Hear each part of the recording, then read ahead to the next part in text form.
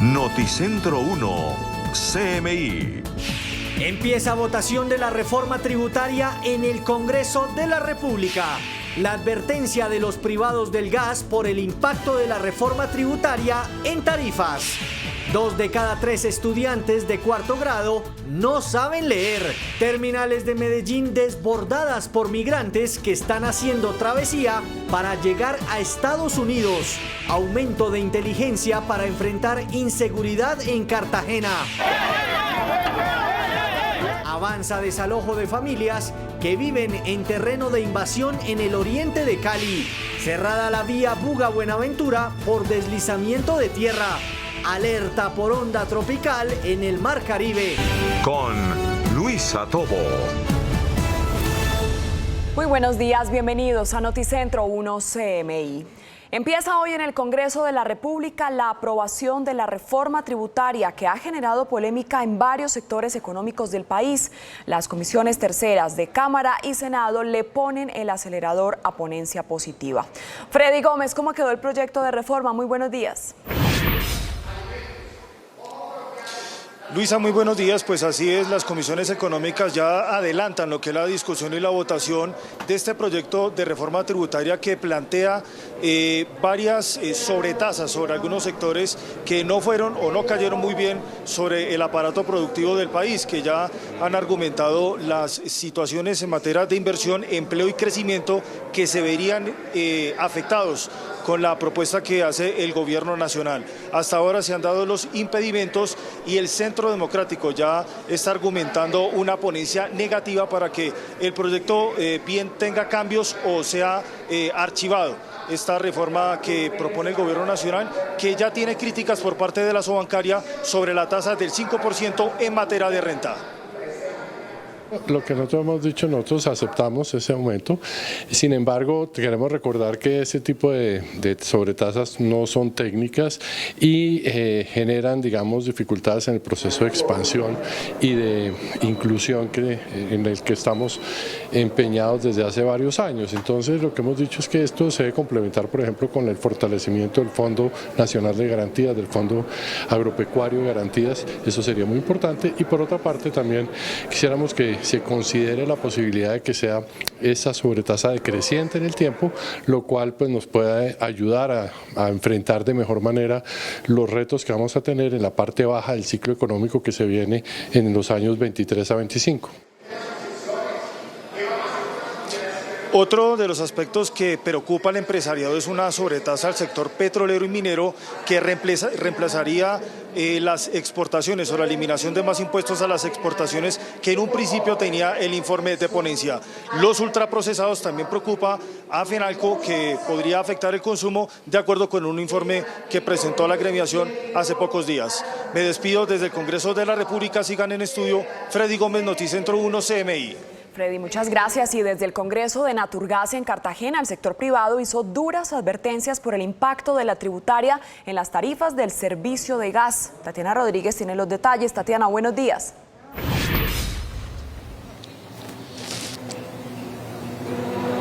¿En cuánto, Mari? Teniendo en cuenta los impactos negativos que la sobretasa a las exploraciones tendría por parte de la reforma tributaria y la afectación que esto tendría a los más de 36 millones de hogares que hoy usan gas natural. Pero para que nos amplíe esta información, vamos a darle la bienvenida a Luz Estela Murgas, presidente de Naturgas. Muy buenos días. ¿Y cuáles son esos impactos que ustedes están advirtiendo precisamente? Muy buenos días, muchas gracias. La ponencia, tal como fue radicada, implica una sobretasa que comienza en 10 puntos del impuesto sobre la renta y termina en 5, de manera gradual, para la extracción de gas natural.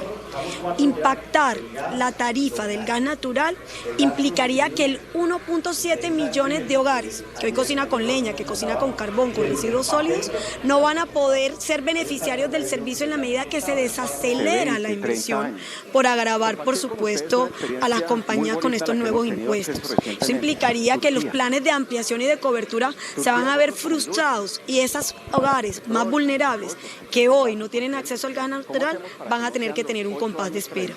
Pero en lo que quiero hacer énfasis es que Hoy, tal como lo estamos haciendo, si lo pensamos bien, estamos promoviendo un tránsito hacia el carbón.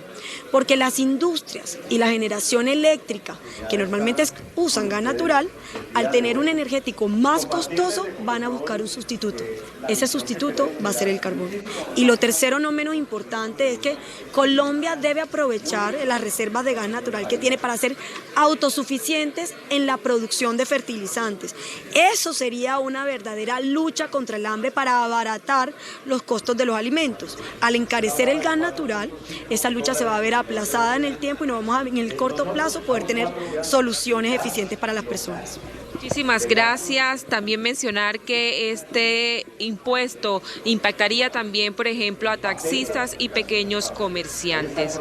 Y cambiando de tema, se realizó en la capital de Bolívar en las últimas horas un consejo de seguridad presidido por el ministro de Defensa. Allí lo que se planteó fueron las 3 problemáticas más graves que están afectando a la capital de Bolívar. Según el ministro, la primera, los homicidios, asimismo el turismo sexual, la explotación sexual infantil y por último la guerra entre las bandas criminales por el control del microtráfico. Ha manifestado el ministro la hoja de ruta a seguir frente a estas problemáticas, que sería la investigación que se va a realizar frente a cuáles son los recursos que están usando estos grupos delincuenciales. Señaló que de aquí a un mes ya deben haber resultados por parte de las autoridades. Nosotros más adelante tendremos la ampliación de estas noticias. Así es, Tatiana, muchas gracias. En otras informaciones, el ministro de Educación, Alejandro Gaviria, reveló hoy preocupantes índices de lectura en el nivel escolar. Según cifras del ministerio, 2 de cada 3 estudiantes de 4º grado no saben leer. Luisa Fernández nos amplía. Luisa, buenos días. Hola Luisa, buenos días. Así es, con esta cifra de nivel educativo, el ministro de Educación plantea un panorama de crisis en cuanto al sistema educativo en el país, además de otras cosas que están afectando a la cartera del al Ministerio de Educación precisamente y todo su funcionamiento a nivel nacional. Son también complicaciones en la infraestructura escolar y recursos que necesitan para la educación superior. Esto fue lo que dijo sobre la cifra de nivel de lectura. Tenemos una crisis, ese es el nombre que hay que darle en nuestro sistema de educación, y tal vez la crisis tiene una dimensión, una forma como podemos explicarla, y es que si vamos a una escuela o colegio rural y encontramos un niño de 10 años, probablemente ese niño no sabe leer. 2 de cada 3 niños en esa edad en la educación pública no saben leer. Y es que precisamente, además de las falencias en lo académico, asegura que en el Ministerio de Educación hay un déficit, o en el sector de educación hay un déficit de 2 billones de pesos. Es por eso que plantean algunas reformas, entre esas la reforma ICETEX, quien cuenta con más de 500 fondos que ofrecen créditos para educación superior en el país. Asegura que se debe hacer una reforma, pero además también confirmó que va a haber un artículo dentro de la reforma tributaria para que los créditos que están ligados al IPC no se vean afectados en cuestión de intereses. Hay una realidad económica compleja, y es que el aumento del IPC, el índice de precio al consumidor, ha asumido algunos de los créditos del ICETEX están amarrados al IPC.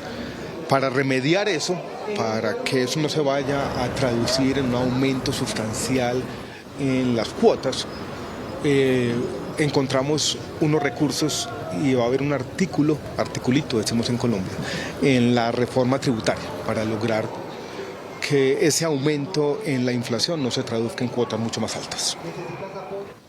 También habrá una reforma al sistema general de participaciones. Asegura que dentro del presupuesto general pues se adicionaron 500.000 millones de pesos para el sector de educación, y esto se utilizará en infraestructura escolar. A las 12 del mediodía, más detalles sobre el primer pronunciamiento del ministro de la cartera de Educación sobre los panoramas y los retos que se tienen de ahora en adelante. Así es, Luisa, muchas gracias. Y hay caos en las terminales de Medellín por la cantidad de migrantes que están haciendo travesía para llegar a Estados Unidos. El Ministerio de Transporte autorizó la contratación de más buses para llevar hacia Urabá a cerca de 1.300 venezolanos al día. Hernán Muñoz tiene los detalles. Hernán, muy buenos días. Luisa, ¿qué tal? Buenos días para usted y para todos los televidentes. Originamos esta información en directo desde la terminal de transportes del norte. La cifra se la voy a mostrar en imágenes, es desbordada. La cantidad de personas que hay a esta hora de la mañana aquí en la terminal de transportes del norte, alrededor de 1.300 migrantes venezolanos están intentando llegar desde otros países, desde otras ciudades de Colombia para cruzar hacia Urabá. Bienvenida a Noticentro 1 CMI. ¿Desde dónde viene? Venimos desde Chile, pero somos venezolanos. Tenemos acá como alrededor de 4 días tratando de comprar los pasajes a San Nicoclí. Nuestro destino es Estados Unidos. ¿No le temen al Darién? Nos toca. Es fuerte, pero nos toca, porque si no lo hacemos así, somos perseguidos por nuestro país, que al final hay hambre, hay miseria, y nos toca hacer eso. ¿Qué los motivó a tomar la decisión de ir y elegir Estados Unidos? Yo lo hago por mis hijas. Yo lo hago por mis hijas porque realmente Venezuela no les brinda ningún futuro a ellos. Ahorita realmente los estudios no están bien. A mí me tocó emigrar hace 7 años, vengo desde Chile, he estado aquí en Colombia, he tratado de buscar una mejor estadía. Muchos éxitos en la travesía que usted va a hacer con su familia, y ustedes están viendo en las imágenes la cantidad de filas, porque aquí hay por lo menos 3 empresas que prestan el servicio hacia el Urabá, específicamente hacia Necoclí. El Ministerio de Transporte ha tomado la decisión de autorizar la contratación de más buses, algunos de ellos especiales, para que se puedan evacuar las personas que están aquí y puedan llegar hacia el municipio de Necoclí. Pero allá la situación también es muy compleja, es que es una cifra de 1.300 venezolanos al día que están saliendo desde la terminal, que está prácticamente colapsada, pero esta sería una posible solución. No ajeno a este problema, aquí le seguimos haciendo seguimiento a la grave situación que vive el departamento por el invierno. Ayer les contábamos de cerca de 8.000 personas incomunicadas en el municipio de Betulia, la muerte de una persona que fue impactada por un rayo, pero hoy la situación es muchísimo más compleja con los cafeteros, porque estamos en plena cosecha y en el suroeste del departamento de Antioquia ellos están denunciando que han percibido pérdidas del 45% en el índice de producción, primero porque no pueden sacar el café a través de las vías del suroeste, y segundo por el mal estado que hay allí sumado a las fuertes lluvias. Información que estaremos ampliando más adelante en directo desde la terminal de transportes del norte. Hernán Muñoz, Noticentro 1 CMI. Hernán, muchas gracias. Hacemos una pausa en Noticentro 1 CMI y al regresar espere. Avanzan desalojos de familias que viven en terreno de invasión. Ya volvemos.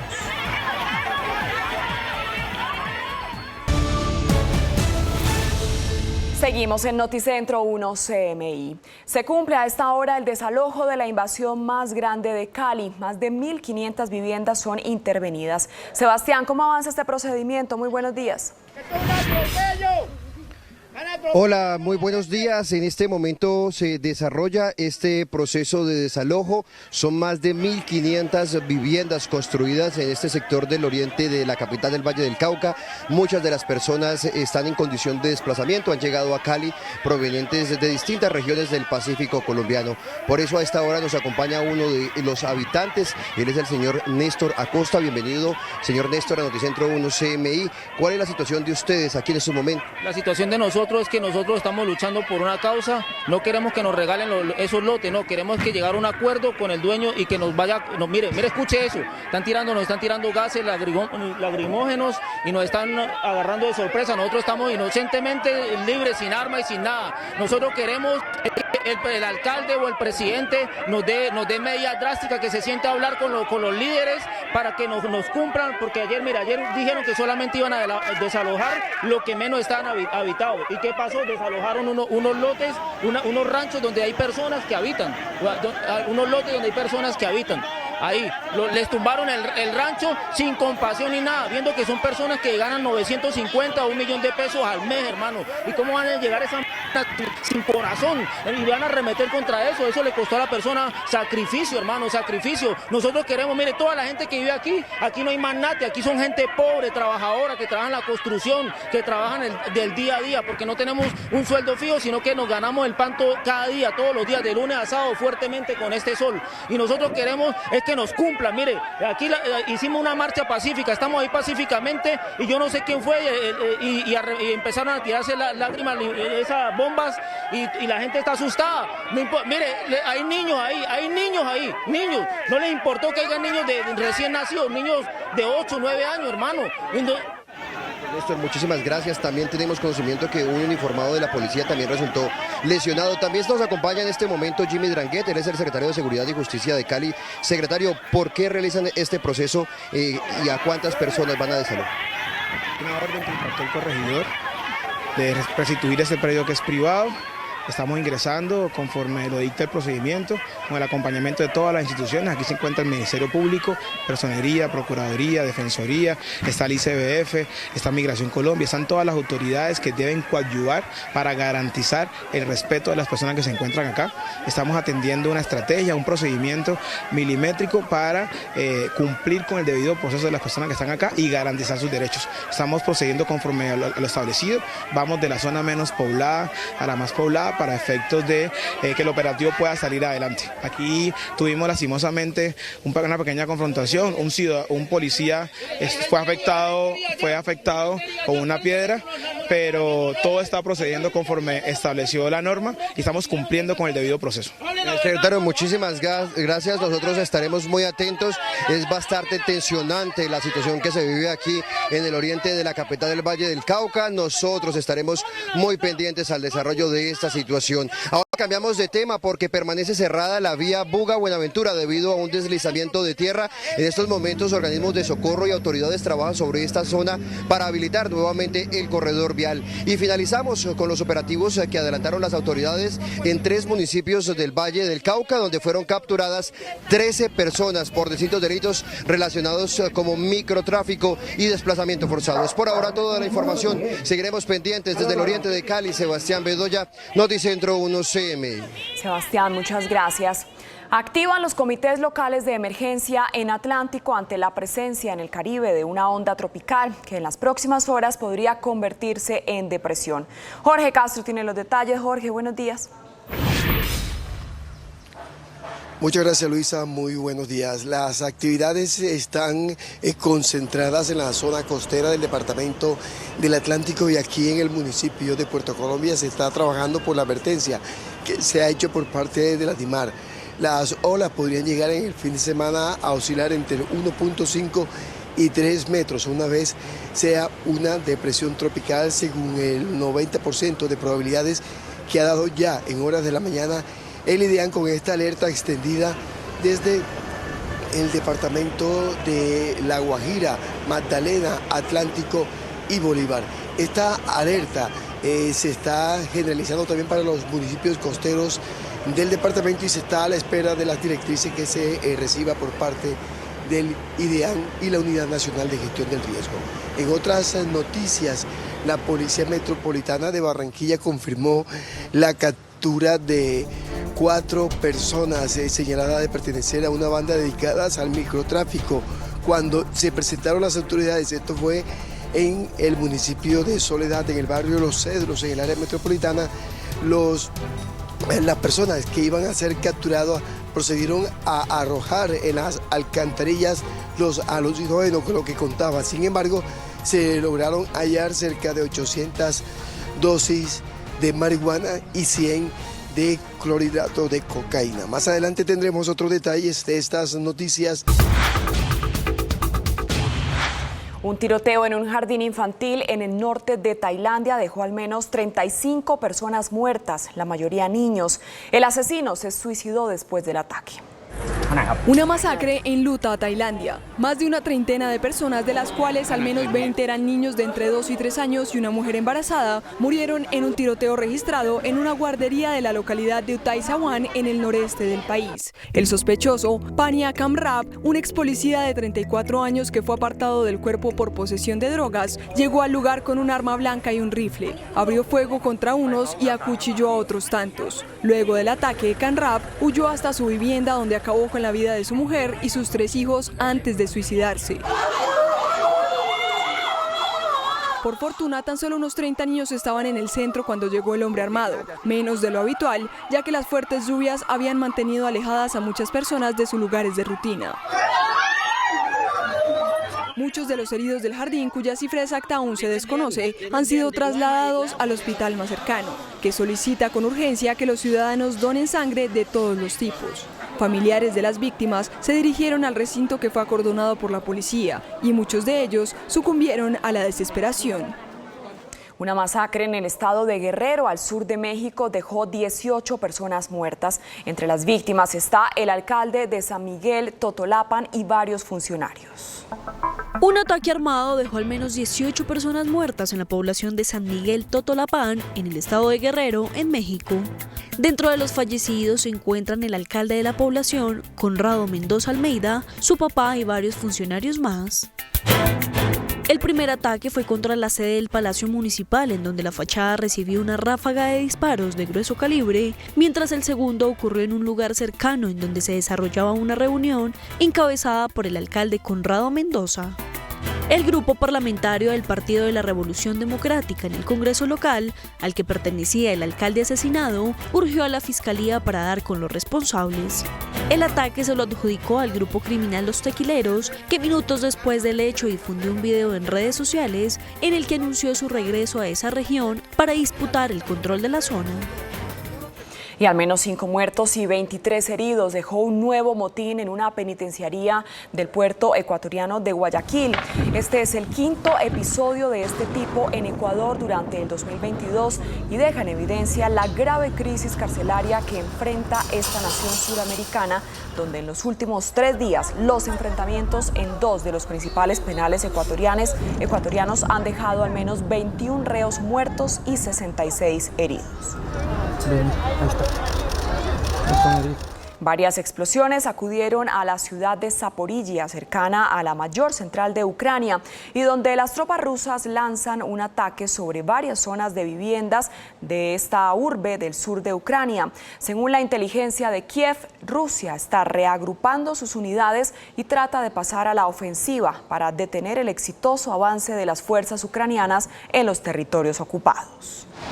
Pese a que solo hace unas horas Rusia se apropió ilegalmente de la central nuclear de Zaporilla, la cual produce normalmente más de la 1/4 parte de la electricidad de Ucrania y es la más grande de Europa, las fuerzas de Moscú lanzaron un ataque mortal e indiscriminado con misiles contra un barrio residencial del centro de la ciudad de Zaporilla, donde al menos una persona murió, 12 más resultaron heridas y se reportan varios atrapados bajo los escombros producidos por las explosiones que sacudieron a esta urbe, donde las autoridades pidieron a los ciudadanos buscar refugio.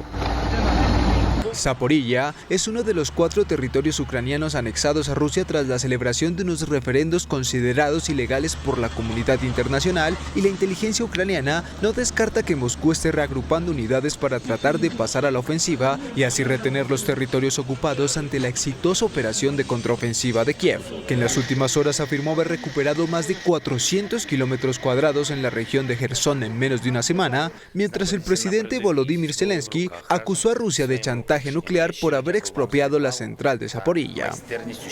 El secretario de Estado de Estados Unidos, Antony Blinken, llegó a Lima, Perú, para participar en la Asamblea General de la Organización de los Estados Americanos. Blinken se reunirá también con el presidente peruano, Pedro Castillo, en el Palacio de Gobierno. El representante norteamericano ofrecerá una rueda de prensa con los medios de comunicación junto al ministro de Relaciones Exteriores. Y el premio Nobel de Literatura se lo quedó la francesa Annie Ernaux. La escritora de 82 años es reconocida por sus novelas sobre género y clase. Sus historias están caracterizadas por basarse en su experiencia personal. El jurado de la Academia recompensó a Ernaux por la valentía y la agudeza clínica con la que descubre las raíces. Esta es la mujer número 17 que obtiene este premio.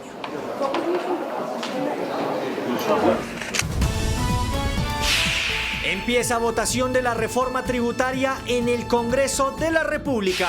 La advertencia de los privados del gas por el impacto de la reforma tributaria en tarifas. 2 de cada 3 estudiantes de 4º grado no saben leer. Terminales de Medellín desbordadas por migrantes que están haciendo travesía para llegar a Estados Unidos. Aumento de inteligencia para enfrentar inseguridad en Cartagena. Avanza desalojo de familias que viven en terreno de invasión en el oriente de Cali. Cerrada la vía Buga-Buenaventura por deslizamiento de tierra. Alerta por onda tropical en el Mar Caribe. Con Luisa Tobo. Seguimos en Noticentro 1 CMI. Empezó en el Congreso de la República la votación de la ponencia de la reforma tributaria. Freddy Gómez, muy buenas tardes. ¿Cómo va la votación? ¿Ya empezó? Luisa, muy buenas tardes. Así es, 12 de mediodía y las comisiones económicas del Congreso avanzan en esta reforma tributaria que, entre otras cosas, ya se votó la ponencia negativa propuesta por el Centro Democrático, la cual las comisiones económicas votaron en contra de la misma, dando paso a lo que se da a la ponencia favorable presentada por el Gobierno Nacional de esta reforma tributaria que plantea varias cosas, sobre tasa para lo que tiene que ver con el petróleo y el carbón, al tema bancario y también a las electrificadoras, más impuestos a lo que tiene que ver con el carbono, ultraprocesados y también dividendos y ganancias ocasionales. La reforma tributaria avanza en las comisiones económicas del Congreso con grandes controversias por su posible impacto a varios sectores productivos del país. La propuesta plantea varias sobretasas, entre ellas al petróleo, el carbón, las electrificadoras y al sector bancario. Se buscan impuestos a los alimentos ultraprocesados, a los dividendos y a las ganancias ocasionales, además al patrimonio. El Centro Democrático, que presentó ponencia negativa, afirma que el gobierno no recibió las advertencias. Y obviamente también con esa misma vehemencia tenemos que decir que nos preocupa que buena parte de las alertas que hemos presentado no quedan recogidas por parte del gobierno. Y en buena parte por eso tomamos la decisión de presentar una ponencia negativa. Se alerta sobre una reforma que puede afectar el crecimiento en medio de la difícil coyuntura. De ahí el sano cuidado que hay que tener con una reforma tributaria que llámese como se llame, que recaude lo que recaude, que no 25, que sí 22, de todas maneras van a ser unos recursos nuevos que van a salir. ¿De dónde? De los contribuyentes. La banca dice que la sobretasa frena la inversión. Nosotros aceptamos ese aumento, sin embargo queremos recordar que ese tipo de sobretasas no son técnicas y generan, digamos, dificultades en el proceso de expansión y de inclusión en el que estamos empeñados desde hace varios años. La ponencia mayoritaria positiva presentada por el gobierno ya fue avalada por las comisiones terceras del Senado y la Cámara de Representantes, lo que da paso a lo que es la evaluación del articulado de este proyecto de reforma tributaria. Se espera que hoy mismo quede aprobado el proyecto en las comisiones económicas del Congreso de la República. Me despido desde el Legislativo, Freddy Gómez, Noticentro 1 CMI. Freddy, muchas gracias. Y el ministro de Educación, Alejandro Gaviria, reveló hoy preocupantes índices de lectura en el nivel escolar. Según cifras del ministerio, 2 de cada 3 estudiantes de cuarto grado no saben leer. Luisa Fernández nos amplía la información. Luisa, buenas tardes. Hola Luisa, esto fue una de las declaraciones que dio el ministro, entre otras tantas que tiene preocupado al jefe de la cartera de Educación. En el siguiente informe, todos los detalles. El sistema educativo en Colombia está en crisis, así lo afirmó el ministro de Educación, Alejandro Gaviria, indicando que hay niños de 10 años de edad en el país que no saben leer. Tenemos una crisis, ese es el nombre que hay que darle, en nuestro sistema de educación, y tal vez la crisis tiene una dimensión, una forma como podemos explicarla, y es que si vamos a una escuela o colegio rural y encontramos un niño de 10 años, probablemente ese niño no sabe leer. 2 de cada 3 niños en esa edad en la educación pública no saben leer. Además de las falencias en lo académico, la educación tiene un déficit de 2 billones de pesos. Van casi 30 billones para el Sistema General de Participaciones, para pagar en el fondo por la nómina de los maestros, va una plata para el FOMAC, que son todas las prestaciones sociales del magisterio, y van 8 billones aproximadamente para las universidades públicas. Ahí está como el grueso del presupuesto. Se preparará una reforma al ICETEX que cuenta con 500 fondos. A condonar decenas de miles de créditos. Hay otras obligaciones que son de naturaleza legal, de condonar en población vulnerable 25% de sus créditos. El director del ICETEX anunció un crédito de 8.000, estamos trabajando en eso. Durante los anuncios de los primeros 100 días, ya tenemos casi listo un cambio en un reglamento del programa Ser Pilo Paga, para que más de 3.000 estudiantes que no pudieron terminar sus programas pero siguen estudiando. Hay una realidad económica compleja y es que el aumento del IPC, el índice de precio al consumidor asumido, algunos de los créditos del ICETEX están amarrados al IPC. Para remediar eso, para que eso no se vaya a traducir en un aumento sustancial en las cuotas, encontramos unos recursos y va a haber un articulito, decimos en Colombia, en la reforma tributaria para lograr que ese aumento en la inflación no se traduzca en cuotas mucho más altas. En el presupuesto nacional se adicionaron 500.000 millones de pesos para infraestructura escolar. Además, asegura el ministro que en el sistema educativo hay más de 600.000 migrantes.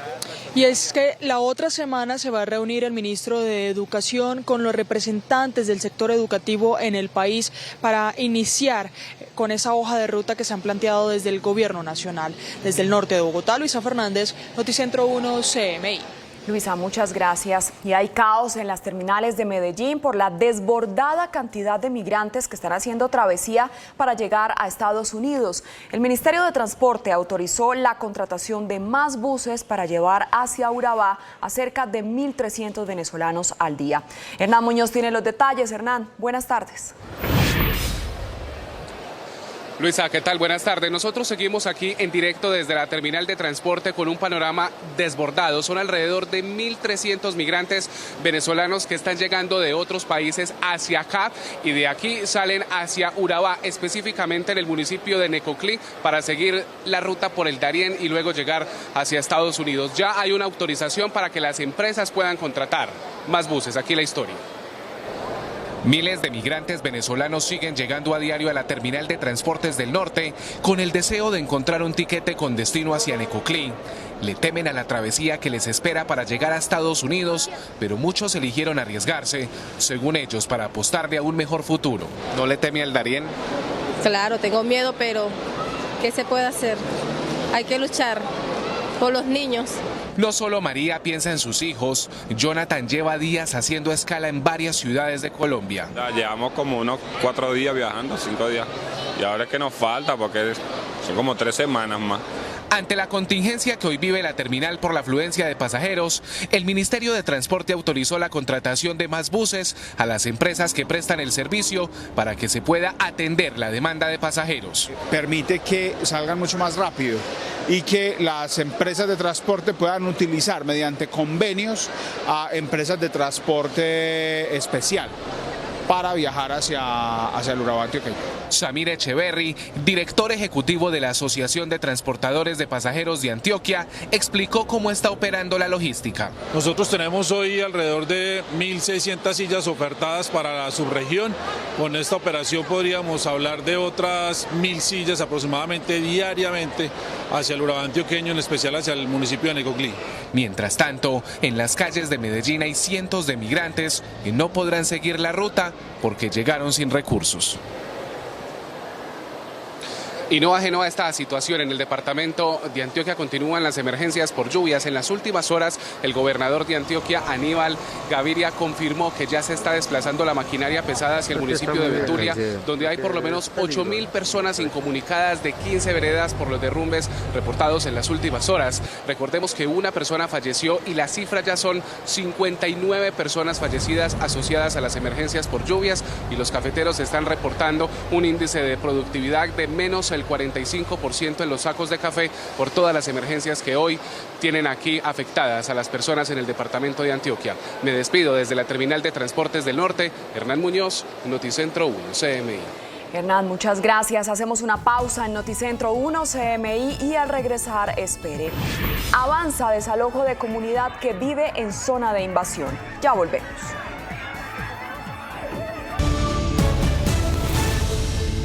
Seguimos en Noticentro 1 CMI. Desde el Congreso de Naturgas en Cartagena, el sector privado hizo duras advertencias por el impacto de la tributaria en las tarifas del servicio de gas. Tatiana Rodríguez tiene toda la información. Tatiana, buenas tardes.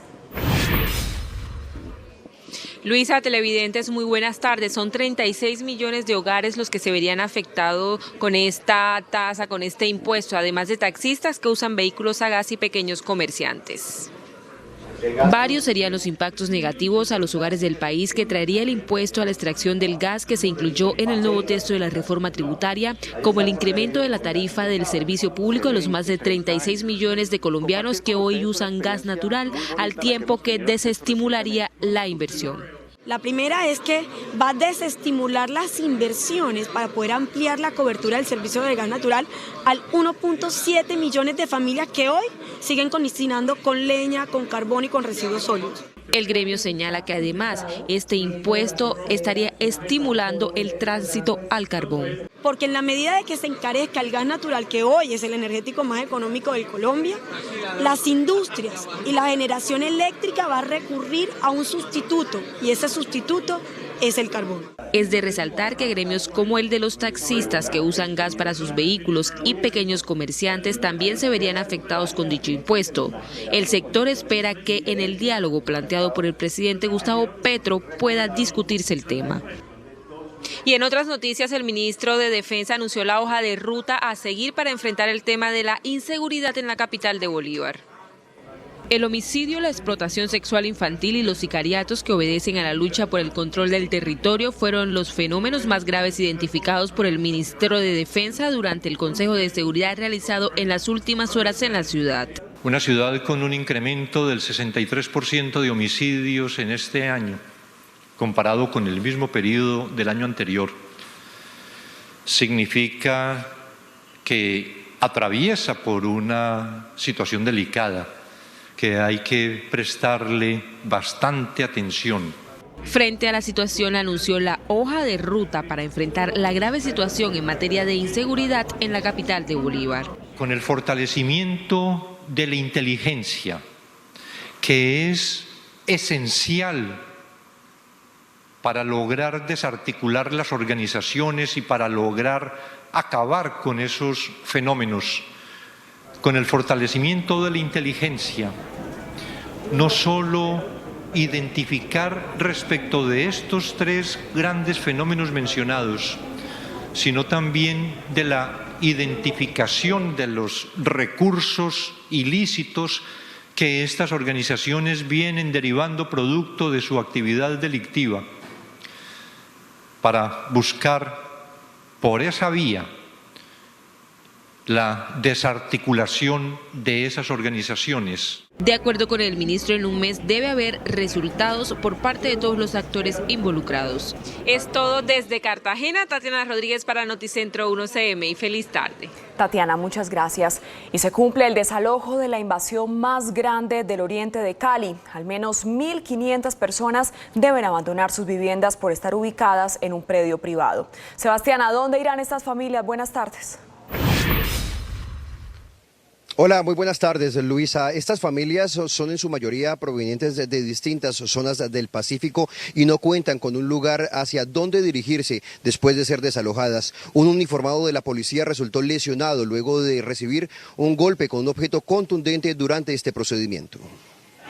En medio de la tensión se inició el operativo de desalojo a más de 1.500 viviendas construidas sobre un terreno privado. En la mayoría de quienes las habitan son personas en condición de desplazamiento forzado y provienen de distintos departamentos del Pacífico.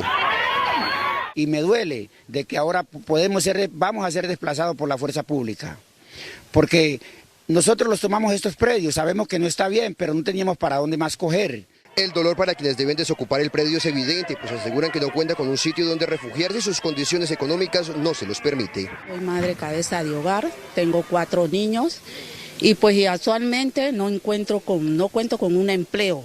Soy una vendedora ambulante, pero con lo que yo me gano no me alcanzo para pagar un arriendo. Las autoridades explican que la intervención en los 6 sectores que conforman la invasión considerada como la más grande de la capital del Valle obedece a una orden para restituir el bien privado. De recuperar esa zona que ha sido invadida desde hace más de 2 años. Es un gran terreno de 30 hectáreas y por eso organizamos este dispositivo para poder hacer la recuperación del espacio, cumpliendo el debido proceso y respetando el derecho de las personas que se encuentran acá. Este proceso ha contado con el acompañamiento de la Defensoría del Pueblo y la Personería de Cali, entidades que verifican el cumplimiento al respeto de los derechos humanos. El procedimiento de desalojo se espera que culmine hacia las 6 de la tarde y sería retomado nuevamente mañana en caso tal de que hoy no culmine.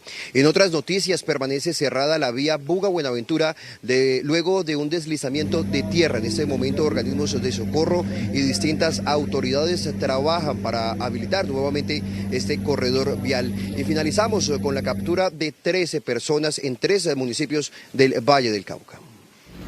Así fue como las autoridades llegaron a las residencias de 13 personas en 3 municipios del Valle, señaladas de conformar distintos grupos delictivos vinculados a procesos judiciales en su contra por microtráfico y desplazamiento forzado. Obteniendo como resultado la captura de 13 personas, imputación a 3 personas más, por los delitos de concierto para delinquir, porte ilegal de armas de fuego, tráfico de estupefacientes y hurto calificado. Estos allanamientos se realizaron en los municipios de Palmira, Buga y Encerman Nuevo. Todos los detenidos quedaron privados de su libertad. Nosotros seguiremos muy pendientes aquí en el oriente de Cali durante este procedimiento de desalojo de más de 1.500 viviendas. Es por ahora toda la información. Desde la capital del Valle, Sebastián Bedoya, con la cámara de Edgar Penagos, Noticentro 1 CMI. Sebastián, muchas gracias. Hacemos una pausa en Noticentro 1 CMI y al regresar espere. Alerta por onda tropical en el Mar Caribe. Ya volvemos.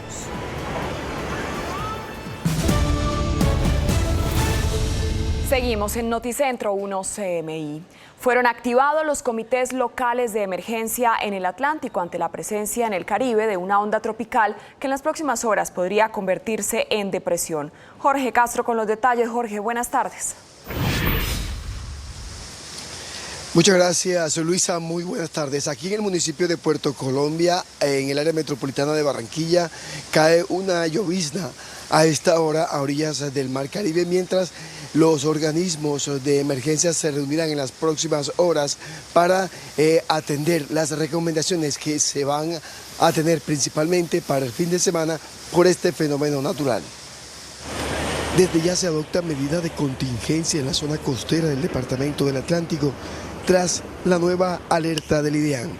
Según los pronósticos, las olas podrían alcanzar altura entre 1.5 y 3 metros. En estos momentos la onda tropical se prevé que el fin de semana puede estar afectándonos fuertemente. Tenemos en los barrios activados con los presidentes de juntas comunales unos planes que nos permitan estar en comunicado permanentemente para tomar acciones y evitar cualquier emergencia. La alerta se extenderá hasta el fin de semana por la actividad turística en la zona. Con la DIMAR estamos observando el tema de la faena de pesca con los pescadores. Si se incrementa el tema de oleaje y las condiciones son adversas, se restringe el tema de embarcaciones. Las restricciones serían para embarcaciones pequeñas. La Capitanía de Puerto, la DIMAR, la Unidad Nacional de Gestión del Riesgo, la Defensa Civil y Cuerpo de Bomberos, lo mismo que la Alcaldía de Puerto Colombia, están trabajando en este plan de contingencia que se adoptará aquí en esta zona turística del departamento del Atlántico. Desde Puerto Colombia, Jorge Castro, Noticentro 1, CMI.